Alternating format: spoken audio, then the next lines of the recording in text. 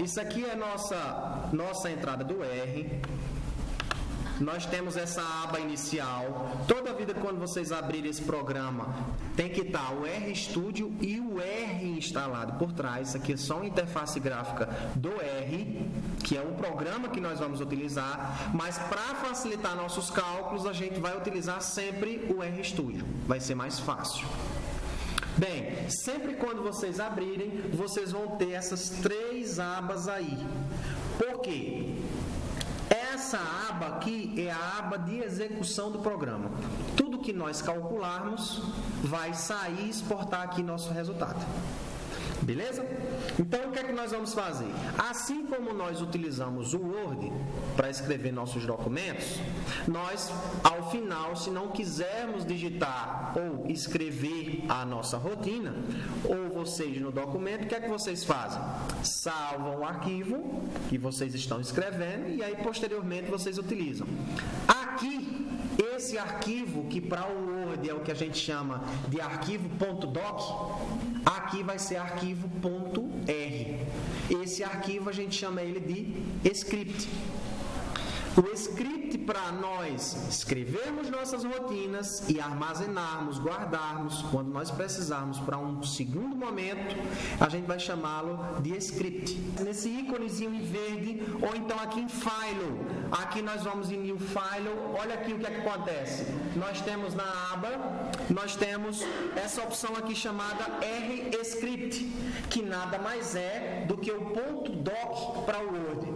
Aí o que é que vai acontecer? A tela está com 3 quadrantes, eu chamo esses quadrados aqui de 3 quadrantes, e agora se eu apertar nesse botãozinho RScript, ou lá em File, vai aparecer um 4º quadrante para mim.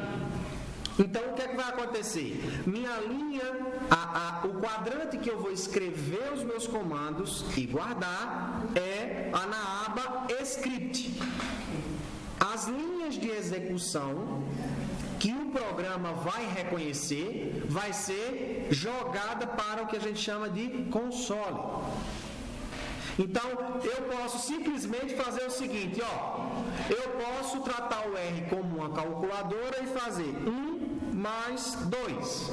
Quando eu executo, ou eu venho aqui em Run, ou então eu vou utilizar a tecla de atalho chamada Ctrl Enter, que está aí em preto. Então, eu posso vir aqui em Run e olha o que acontece. A linha que eu digitei, escrevi no meu arquivo, que eu vou guardar, ela foi executada para o console.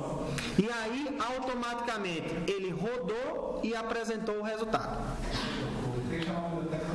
Como? Tem que chamar a biblioteca? Chamar o quê? Escrever não tem que consultar a biblioteca, por exemplo. Informação, eu tenho que fazer. Não, aqui é interativo. Ele já reconhece automaticamente os teóricos objetos que você cria. Você não precisa determinar o que são esses objetos. O R consegue reconhecer já. Se você está construindo uma matriz, se você está construindo um vetor, o que quer que seja, ele já reconhece pela estrutura dos elementos que você fornece. Mas isso não vem ao caso. O que é que eu quero fazer? Eu quero criar e mostrar para vocês uma forma de como eu vou agora dividir a tela para deixar só os 2 quadrantes, porque eu quero abrir aqui a do livro e deixar aqui na tela o quadro que nós vamos avaliar para fazer nossa regressão. Então, nesse caso aqui, o que é que nós queremos fazer? Eu vou mostrar para vocês como é que eu vou fazer nossa análise de regressão. Simples, isto é, eu quero um modelinho que eu tenho um beta 0 e um beta 1, em que a minha variável x é, no caso, a idade e o número de palavras que as crianças conhecem ao longo dos anos é a nossa variável y. Então, o que é que eu vou fazer? Eu vou criar o que a gente chama de objetos e esse objeto eu vou armazenar esses resultados. O que é um objeto? É algo que nós criamos no programa em que eu consigo armazenar a informação. De início aqui, o que é que eu estou querendo armazenar? Esses conjuntos de dados. Então, por exemplo, pegando o gancho, como aqui está em inglês, eu vou pegar a idade e vou atribuir um nome de um objeto chamado age. Então, nesse caso aí, o que é que eu vou fazer? Esse objeto ainda não foi criado, mas eu quero que ele armazene essas idades. Então, nós vamos utilizar uma simbologia chamada atribuição. E aí no R, essa atribuição, eu faço uma flechinha, uso a desigualdade e o tracinho, e essa flechinha, o que é que eu faço? Eu digo que o que eu quero criar aqui nesse lado será armazenado em age. Então, esse armazenamento eu vou fazer por uma função no R chamada combined, que simplesmente eu vou usar a letrinha C, que inicia o combined, e aí eu vou abrir parêntese e o programa já automaticamente fecha. Isso é simplesmente uma forma de eu conseguir pegar essas idades aqui e inserir para colocar dentro de age. Então, o que é que eu vou fazer?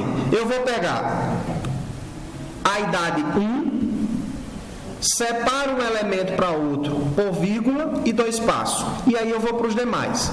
Vamos utilizar sempre a separação de casas decimais de acordo com as normas internacionais. Para nós é vírgula, para o programa é ponto. A separação por vírgula é de elementos ou argumentos para o R.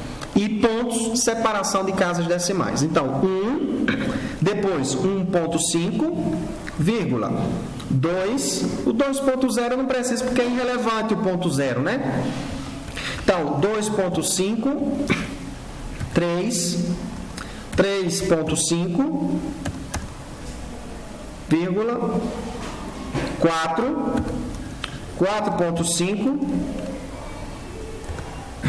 5 e 6. E aí o que é que eu faço agora para finalizar a execução e criar esse objeto? Eu vou apertar ou Ctrl Enter ou vou lá no botãozinho chamado Run. Como aqui eu minimizei, eu vou simplesmente direto. Eu vou apertar Ctrl Enter. E aí o que é que aconteceu?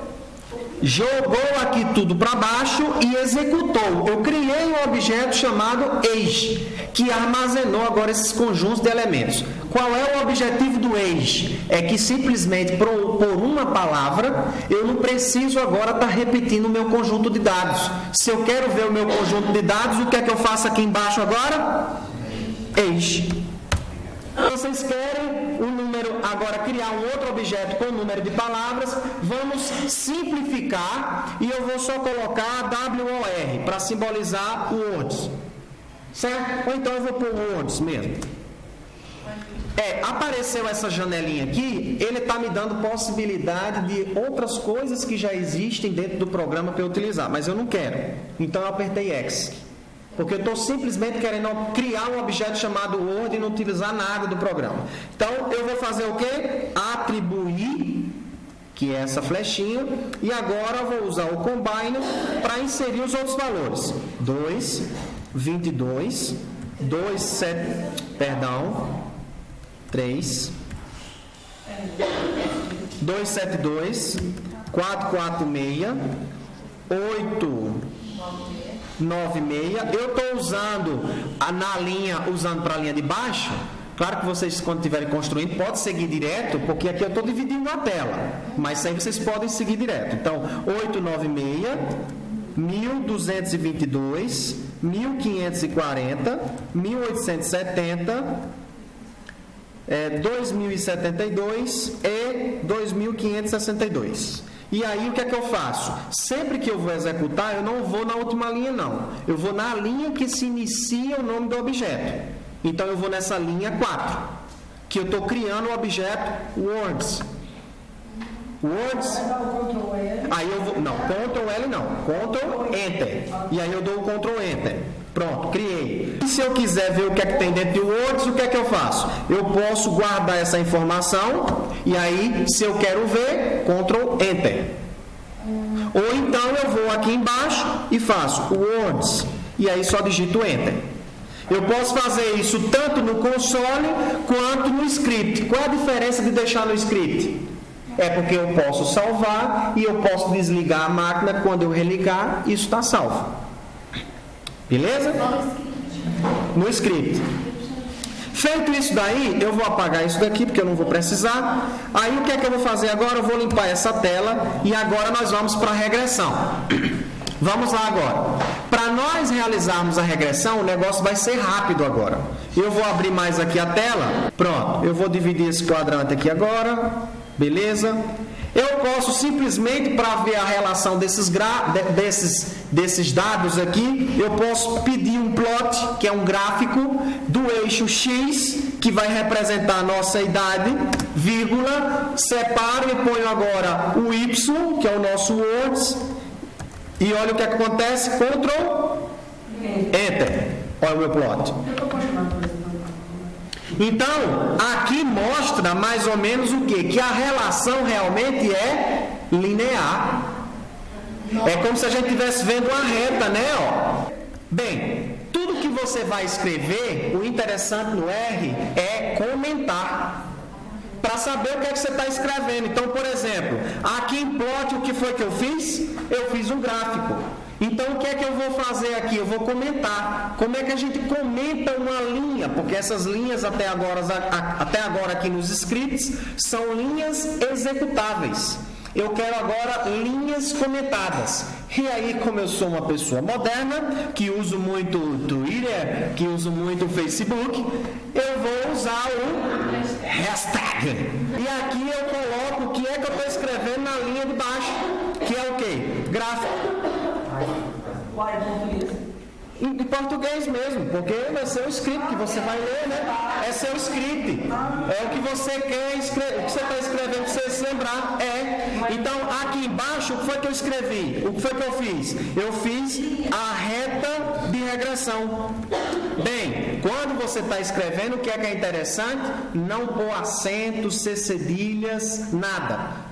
Nos comentários, para quando você utilizar outra máquina, a codificação não acabe porque quando você usa uma máquina para outra, a codificação dessa minha máquina pode ser uma codificação de texto diferente para a sua. Então eu vou botar simplesmente regressal, que não deixa da gente entender. Então se você botar um hashtag, você observa que a letrinha, a cor já muda de verde. Se você executar isso aqui, ó, ela entende simplesmente como nada. Ó. Eu estou tentando executar 11, ó, e 11 não executa. Ele passa logo para a linha 12. Vou limpar aqui e vou comentar novamente. Realizar a análise de regressão. Como é que eu vou realizar? Eu vou usar dois comandos. Eu vou usar um comando chamado summary. Tudo que eu quero realizar usando uma função que está dentro do R, eu tenho que inserir o que a gente chama de argumentos. Dentro dos argumentos, que vão ser para a função dentro dos parênteses, nós vamos, nesse caso, utilizar o que nós precisamos, que são as variáveis. Só que dentro de summary, eu vou utilizar outra função, que é a função que realiza a análise de regressão. Então, o padrão vai ser sempre esse. Eu vou usar a função LM, que é do inglês Linear Models, ou modelos lineares. Abro parênteses e fecho parênteses, e agora eu vou colocar o que eu preciso. Nós vamos colocar, então, Y em função de X. O meu Y representa no conjunto de dados o quê? A idade, o número de palavras, o Y. E o X é a idade. Por quê? É a idade que pode influenciar a relação do número de palavras. Então, a variável independente, idade, variável dependente, palavras. Tá? Então, quando eu vou falar em termos de simbologia para o R, que uma coisa é em função de outra, o que é que eu faço? Eu digito primeiro a variável dependente, que é palavras, words, e vou usar em função, isto é, til, digito o botão til, ele não aparece, mas eu uso a tecla backspace. E uso agora o age, que é a variável x. Como eu só estou fazendo um modelo de regressão linear simples, então nosso modelo já está pronto. Olha, com essa linha de comando, resolvemos nossa vida. Nós temos que o intercepto vale menos 763 e que isso refere-se ao modelo, ao coeficiente beta 0, que é o estimador para beta 0, e para beta 1, 561. Percebemos pelo valor P a significância se considerarmos o nível de significância a 0,05 ou 5%. Então, o valor P, como é menor do que isso, nós percebemos que todos os dois parâmetros foram significativos. Após isso, nós verificamos também o R2, que é o coeficiente de determinação. Esse coeficiente de determinação representa o quão que o modelo consegue explicar os dados. Isso representa, portanto, que 98% dos dados são explicados pelo modelo, se nós colocarmos isso em proporção. Nós verificamos via gráfico a validação disso daí, que é justamente nós verificarmos se os resíduos têm distribuição normal, se estes são independentes e se as variantes são homogêneas, que é o que nós temos que validar. Quer dizer, esse modelo com intercepto menos 763 e a inclinação 561 só será validada se nós conseguirmos confirmar as pressuposições. Por esses 4 gráficos, vimos e discutimos indícios dessas 3 pressuposições. Mas isso, a visualização gráfica é apenas uma resposta subjetiva às pressuposições. O que você pode enxergar, pode ser que uma outra pessoa não consiga enxergar. Por exemplo, a normalidade vem pelo normal QQ-plot.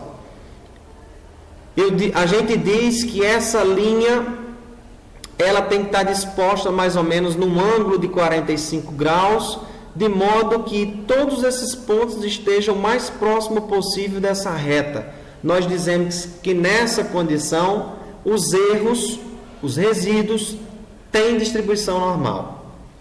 Bem, está próximo ou não está próximo? Para você pode ser que sim, para mim pode ser que não.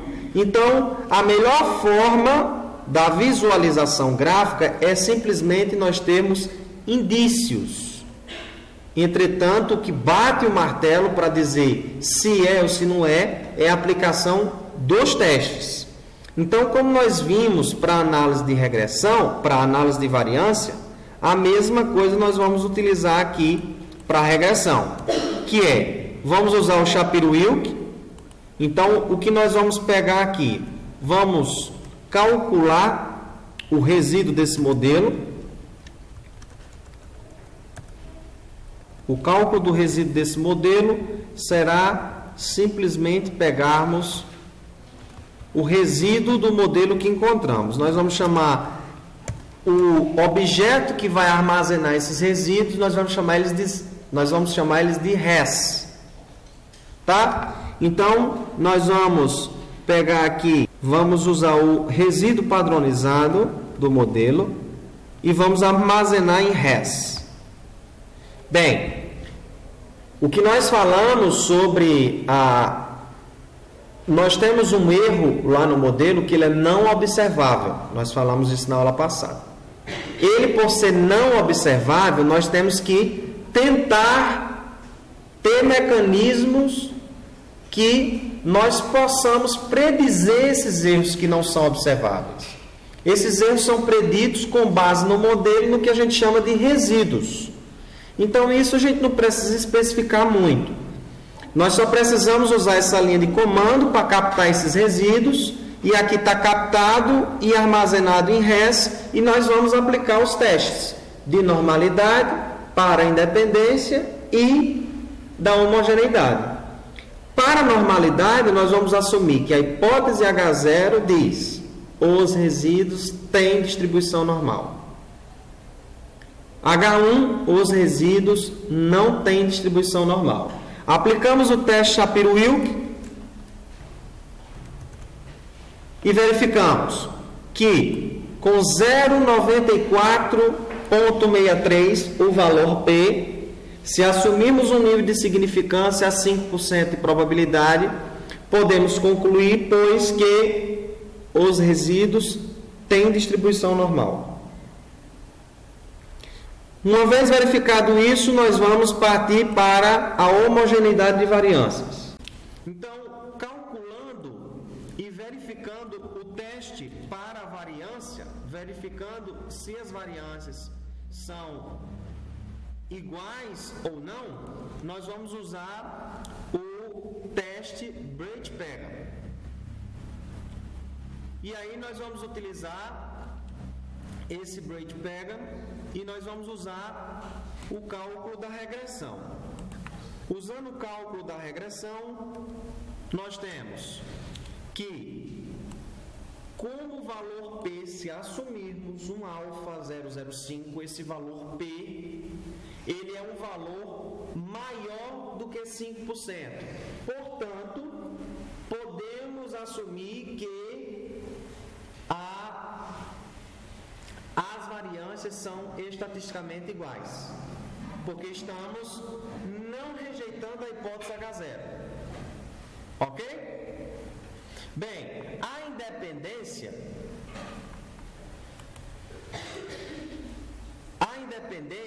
ela poderia ser também calculada se assumíssemos que estamos coletando essas variáveis ao longo do tempo. Observe a estrutura dos dados. Não é que eu esteja aqui, por exemplo, acompanhando a idade necessariamente de uma criança, de uma mesma criança, e verificando ao longo do tempo quantas palavras ela está decorando. Isso aqui são diversas crianças. Certo? Então a coleta dela, eu não estou pegando, tipo, a mesma criança, ela com 1 ano e verificando quantas palavras, com 1 ano e meio e verificando. Então, o que acontece? Nós podemos, sem aplicar teste algum, verificar que essa estrutura de coleta, ela é independente. Se ela é independente, eu assumo também que os resíduos são independentes. Então, eu não necessariamente precisaria calcular o teste de independência. Então, pessoal, uma vez que verificamos as pressuposições e validamos, verificando que a significância dos coeficientes também foram significativos, bem como o coeficiente de determinação, o R2, sendo satisfatório, concluímos nossa análise de regressão.